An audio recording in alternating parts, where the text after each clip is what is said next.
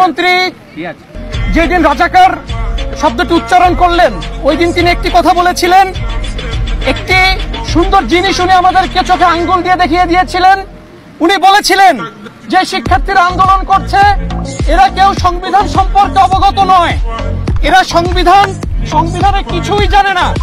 আমি একটি প্রশ্ন রাখতে চাই, এখানে বাংলাদেশের সবথেকে মেধাবী শিক্ষার্থীরা উপস্থিত রয়েছে। আমরা যখন ছোট ছিলাম আমাদের ভাগ্নির আজকে যারা ছোট আমি দেখেছি তারা স্কুল ব্যাগ নিয়ে যখন স্কুলে যায় সেই ব্যাগে 14 থেকে 15টি বই থাকে, অথচ একটি ছোট সংবিধানের একটি লাইনও আমরা ছোটবেলা থেকে আজকে পর্যন্ত আমাদেরকে শেখানো হয় নাই।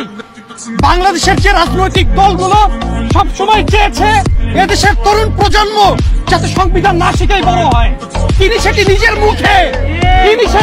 মুখে স্বীকার করেছেন। আমি তাকে এজন্য ধন্যবাদ জানাই।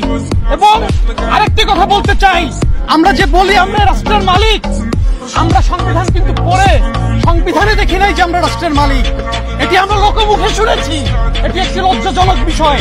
আমরা কিসের ভিত্তিতে এই রাষ্ট্রের মালিক সেটা কিন্তু আমরা ব্যাখ্যা করতে পারবো না বলেই মুখে বলছি আমরা এই দেশের মালিক, কিন্তু বাস্তবে আমরা কিন্তু অনুভব করি আমরা এই দেশের দাস। আমাদের সাথে কৃতদাসের মতো আচরণ করা হয়, আমাদের জীবনের কোনো মূল্য নাই।